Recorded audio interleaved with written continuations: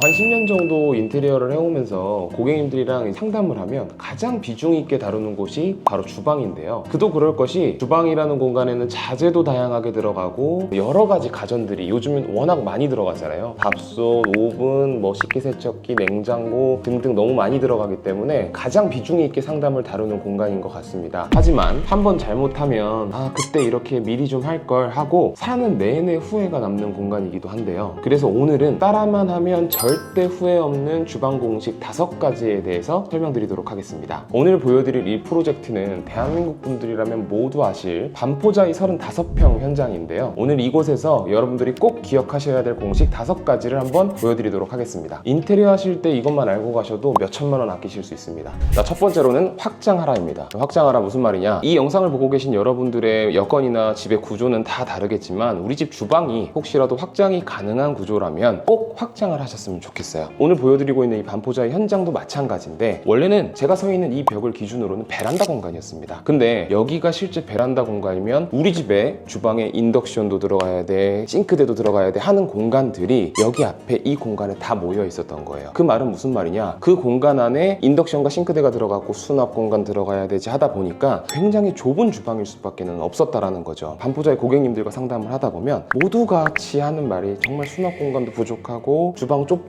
이런 말씀 굉장히 많이 해주시거든요. 그래서 여기도 원래 이 부분은 베란다의 보조 주방 공간이었습니다. 작은 개수대, 작은 싱크볼 하나 있는 보조 주방 공간이었었는데 이 부분에 우리 집 메인 싱크대를 확장을 하면서 싱크대를 이쪽으로 가지고 온 거죠. 싱크대가 이쪽으로 빠지니까 원래 싱크대가 있는 공간들은 한 번에 보여드리겠지만 다 수납 공간으로 채울 수가 있었습니다. 지금 보고 계신 여러분들 집만 생각해봐도 냉장고 기본 2대 있으실 거고 식기세척기, 밥솥, 오븐, 에어프라이어 등등 굉장히 많으시기 때문에 수납 공간이 넓어지는 거에 대한 니즈가 굉장히 높을 수밖에 없습니다. 그래서 구조 변경이 가능하다면 꼭 확장하는 것을 추천드립니다. 두 번째는 창문을 절대 가리지 말아라입니다. 팀장님, 창문 당연히 안 가리죠. 가린 사람이 어디 있어요? 아니에요. 그거 몰라서 하는 말씀이시고 아까 말씀드린 것처럼 가전이 너무 많아지고 수납이 부족해지고 하는 집들에는 창문의 일부를 막아서 수납 공간을 만드는 경우들이 있거든요. 아무리 주방에 좋은 수입 후드를 쓰셔도 창문만큼 환기가 되지는 않습니다. 인테리어를 하시다 보면 보이는 거에만 집중하는 경우들이 굉장히 많습니다. 물론 수납 여건상 그럴 수도 있지만 근데 실제로 우리가 중요한 건 생활했을 때거든요. 생활했을 때 우리가 집에서 고기 먹고 생선 먹고 하는 그런 것들에 대한 냄새가 제대로 빠져주지 않으면 집 전체도 그 기름기들도 안 나가고 냄새도 안 나가면 변색도 빨리 들 수 있는 것이고 집에 예쁘게 설치해 놓은 자재들도 빨리 상할 수가 있는 거기 때문에 냄새에 민감하시지 않더라도 주방 창문은 절대로 막지 않으시길 바랍니다. 세 번째는 상판에 투자하자입니다. 인테리어 비용 너무 비싸죠. 주방이 사실 적은 금액이 들어가는 게 아니기 때문에 고민이 정말 많으실 텐데 제 개인적인 생각으로는 상판을 조금 고급 상판으로만 해줘도 주방이 훨씬 더 고급스러워 보이는 효과가 있거든요. 지금 보시는 이 상판이 이제 엔지니어드 스톤인데요. 엔지니어드 스톤은 그냥 천연 상판이라고 봐주시면 돼요. 천연 상판. 근데 상판만 놓고 보셔도 이런 질감 보이세요, PD님? 인조대리석에서는 낼 수 없는 이런 천연의 질감이 있는 상판이기 때문에 우리가 주방을 봤을 땐 사실 상판이 이렇게 누워있는 면이잖아요. 그래서 딱 서 있을 때 상판 제일 많이 보이거든요. 이렇게 상판만 엔지니어드 스톤으로 해줘도 굉장히 고급스러운 느낌을 낼 수도 있고 두 번째로는 굉장히 강도가 높기 때문에 오염에도 강합니다. 오염이나 변색 이런 거에도 굉장히 강하기 때문에 사실 실사용에서도 좋은 점이 너무 많아요. 그래서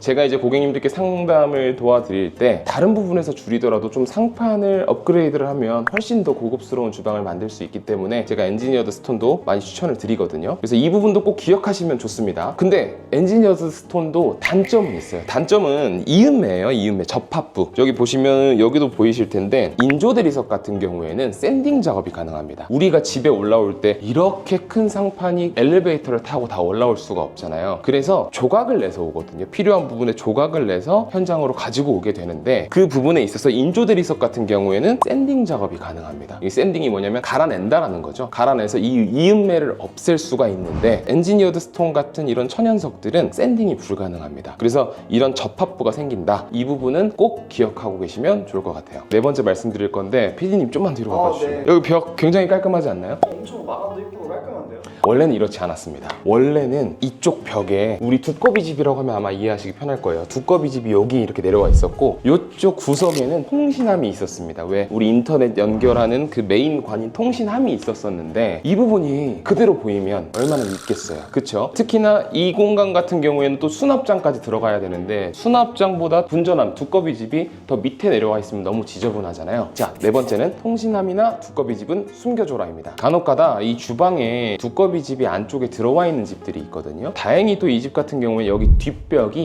현관 신발장이었습니다. 신발장. 그래서 두꺼비 집이 여기 그냥 너무 밉게 보이는 것보다는 뒷벽으로 다행히 바로 이동을 할 수가 있어서 관리사무소에 허가를 받고 저희가 뒷벽으로 옮겨놨는데 두꺼비 집으로 옮겼다 보니까는 이쪽의 벽에 조명이 바로 걸리는 거 없이 떨어질 수 있게 이런 식으로 깔끔하게 마감을 할 수가 있었거든요. 그래서 혹시나 이런 타일 마감뿐만 아니라 필름으로도 또 마감하는 방식들이 있는데 그런 툭툭 튀어나와 있는 것들을 최소한으로 없애서 깔끔한 주방을 만들 수가 있기 때문에 보이는 두꺼비 집이나 통신함 같은 게 있으면 꼭꼭 감춰주시면 좋습니다. 담당 디자이너랑 이 부분은 어떻게 숨길 수 있을지 한번 상의를 해보시길 바랍니다. 다섯 번째는 수납 공간을 가능한 한 최대한 많이 만들어라입니다. 요즘에는 주방에 가전들이 아까 굉장히 많아지고 있다라고 말씀을 드렸어요. 커피 머신, 에어프라이어, 인덕션 오븐, 밥솥 등등 가전들이 너무 많아지다 보니까 가전이 차지하는 공간들이 너무 많아지는 거예요. 그럼 상대적으로 이제 수납 공간이 줄어들 수밖에 없는데 수납이 부족하게 되면 결국에는 이렇게 아까 제가 이쁜 상판으로 하라고 해놓고 여기 위로 지금 짐들이 수납들이 다 올라가게 되는 거예요. 너무 짜증나잖아요. 그래서 나중에는 사실 하시기가 힘들기 때문에 공사할 때 수납 공간은 최대한으로 많이 만드는 걸 추천을 드립니다. 뭐 물론 가족 구성원이나 이런 거에 따라서 좀 달라질 수는 있지만 우리 집이 수납이 많이 필요한 집이다 혹은 아이가 있다, 특히나 갓난 아이가 있다 이런 경우에는 또 이런 가전 말고도 젖병, 소독기니 뭐니 계속 올라와야 되니까 수납 공간은 가능한 최대한 많이 만드시길 바랍니다. 이 집 같은 경우에도 식탁을 놓고 나면 이 뒤에 공간이 좀 애매하게 남았었거든요. 뭐 물론 넓게 쓸 수도 있겠지만 우리 고객님 같은 경우에 수납 공간이 굉장히 많이 필요하신 상태였기 때문에 꼭 깊지 않더라도 이렇게 30cm에서 40cm 정도 되는 깊이의 수납장을 이렇게 위아래로 배치해 주시면 굉장히 많은 수납 공간을 쓸 수도 있고 여기도 마찬가지입니다. 이 아일랜드 쪽도 하부에 다 이런 식으로 이제 또 수납 공간을 마련해줘서 얕은 수납들은 좀 안쪽까지도 충분히 수납을 할 수 있게 만들어주는 거죠. 나중에 짜증내시면 늦습니다. 이번에 우리 집 공사하실 때 우리 집에 수납이 정말 많이 필요한 집이라면 이렇게 죽을 수 있는 공간들은 최대한 수납을 많이 만들어 주시면 후회 없는 주방을 만드실 수 있을 거라고 생각을 합니다.